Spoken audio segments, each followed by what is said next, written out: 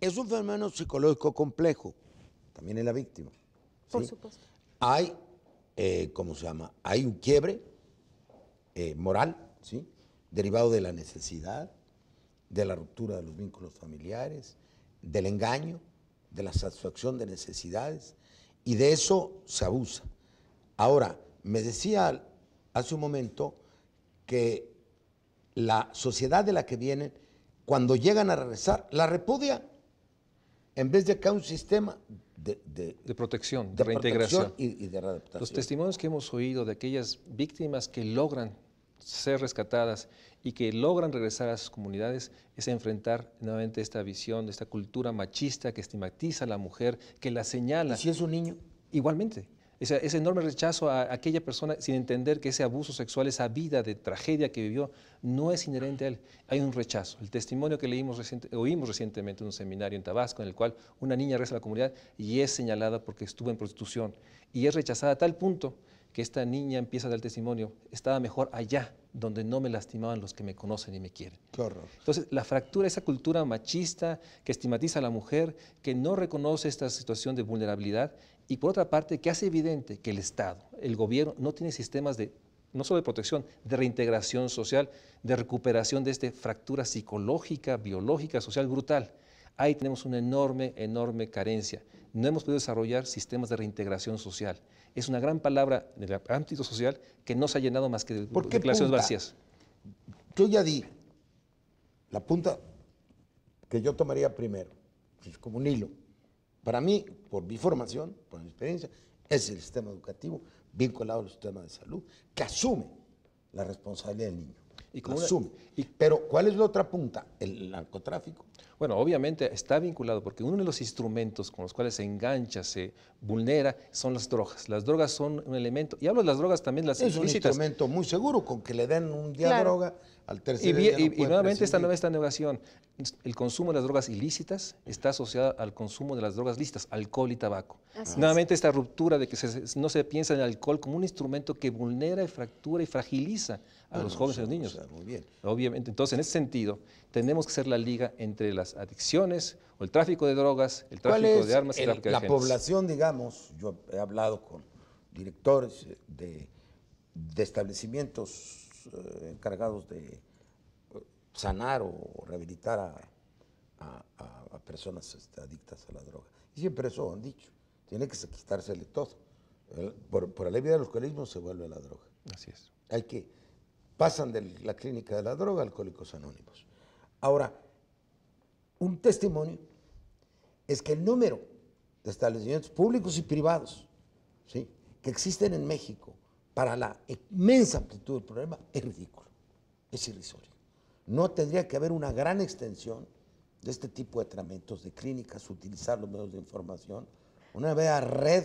Por supuesto, pero ahí volvemos a ver los vacíos hoy por hoy ya realmente inaceptables que existen por parte de nuestras autoridades, de nuestros gobiernos, para atender los problemas sociales que aquejan a los niños, niñas y adolescentes.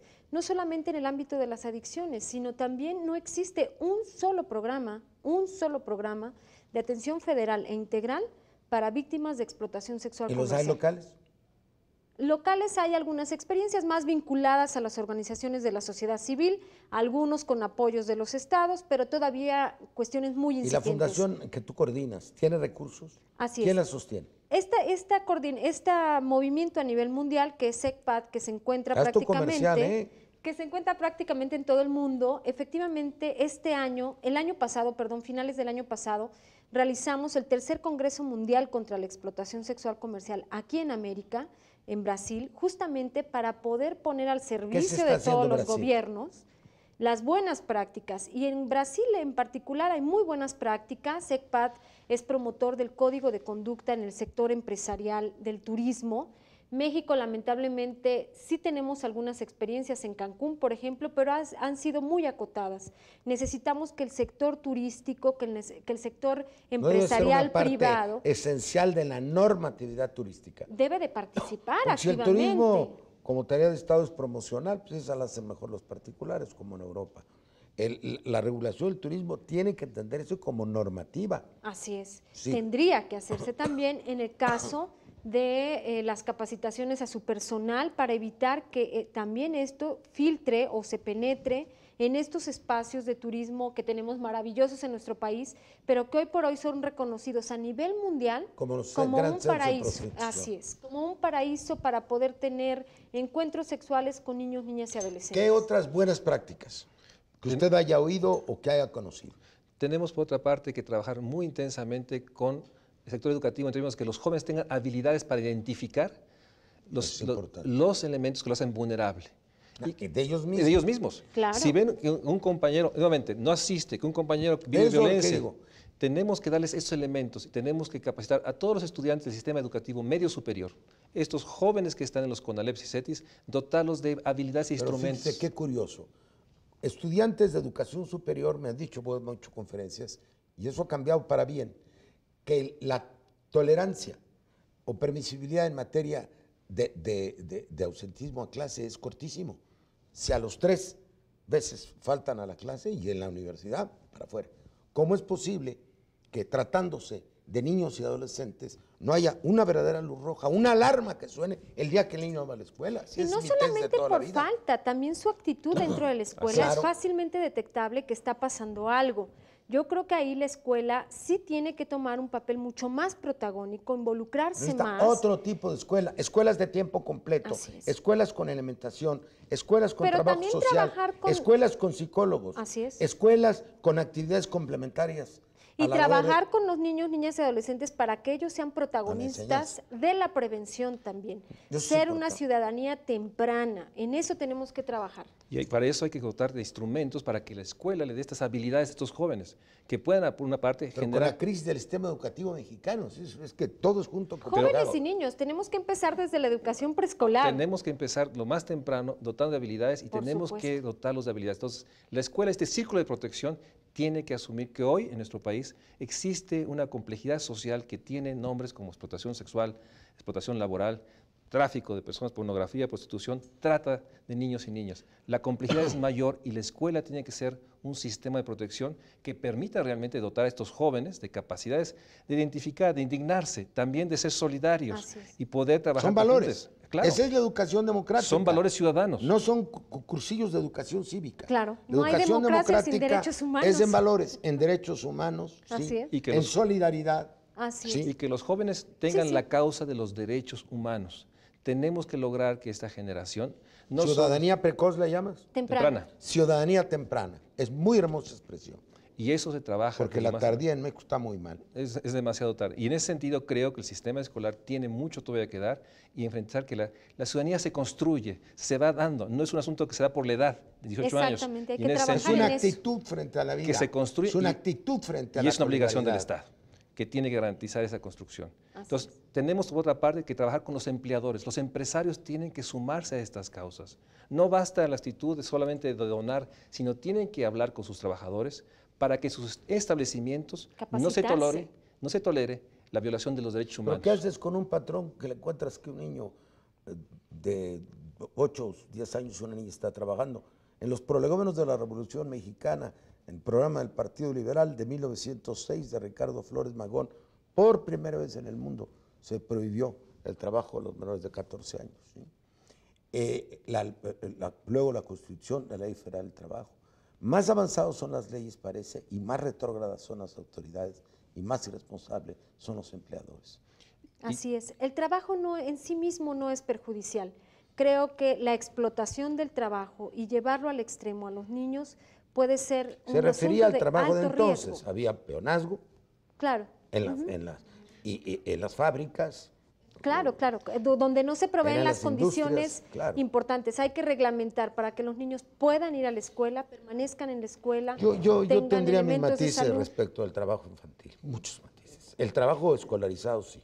El trabajo remunerado, mucho cuidado. Tiene que ser muy bien tenemos pensado. que tener ahí mucho cuidado. Pero hay un tema que también está atrapado en esto de la trata de personas, la servidumbre doméstica. La cantidad de niños y niñas que son llevados a hogares de esta gran ciudad, en las cuales son sujetos a jornadas extensas, se les priva de derechos, incluso no se les deja salir los fines de semana y obviamente puede llevar a la explotación sexual. Tenemos una sociedad que se ha acostumbrado y tolerado la servidumbre doméstica. Niñas y niños de 10, 11, 12 años. Hay una degradación moral de la sociedad. Que se asume. Una irresponsabilidad crónica del gobierno y una degradación moral de la sociedad. Y esta noción de traer a los niños y niñas de comunidades indígenas porque son más dóciles para trabajar en Tapachula, o traer niñas hondureñas para trabajar en las casas de los gente de recursos de Ciudad Hidalgo. La servidumbre doméstica es un tema de la explotación laboral más escondido y más atrapado en un uso y costumbre que es realmente indigno. Tenemos que volver a poner el tema de que tener niños y niñas menores de 18 años trabajando jornadas mayores, privando de su derecho a educación, es un crimen en este país. No creo que pudiéramos pretender género alguno de liderazgo, pero sí que creo que los tres deben hacer un llamado respetuoso a los comunicadores de este país para que retomen este asunto. Podríamos dedicar cada semana a nuestro programa y volverían a salir temas y temas, ¿sí? Iríamos penetrando la profundidad del asunto. ¿Por qué no la institución que presides y la tuya no nos ayuda, ni en poco tiempo nos volvemos a ver, a diseñar un programa para los medios de información y conseguir los recursos para que cuando menos estos problemas comiencen a transparentarse? Por supuesto que ese es un buen comienzo. Y un asunto finalmente también histórico. En 2009 son 20 años de la Convención sobre los derechos de los niños y las niñas. En 1989 el mundo lanzó la convención. Este año son 20 años y tendremos que hacer una reflexión. ¿Cuándo es? En noviembre de 2009 vamos a preparar 20 años de la convención. Para noviembre de 2009, y antes del aniversario de la Revolución. México tiene un retraso importante en la entrega de su informe en cuanto al protocolo facultativo contra la explotación sexual. ¿De quién sexual? depende, de qué órgano de Naciones Unidas, la supervisión de cumplimiento de este programa? ¿Del Alto Comisario para Derechos Humanos? Por una parte está el Alto Comisario y está UNICEF. UNICEF, pero UNICEF no es organismo oficial. Pero es el Comité de los Derechos del Niño quien revisa o recibe los informes de gobierno. Ese está en Ginebra, se reúnen en Ginebra. Pero el gobierno mexicano está obligado a entregar su informe, tanto a la convención no ha entregado este informe, como al protocolo, y está en falta por no haberlo entregado. Y si lo entregó, no lo ha publicitado, no lo ha dado a conocer, o lo hizo en lo oscurito, porque no hubo una participación amplia, como lo señala el Comité de los Derechos de los Niños. Pues tengo sentimientos encontrados al terminar el programa. Por una parte estoy satisfecho del mensaje que pudimos transmitir, pero por la otra estoy muy apesadumbrado por la enorme gravedad de este problema. Muchas gracias por haber venido. Gracias. Muchas gracias.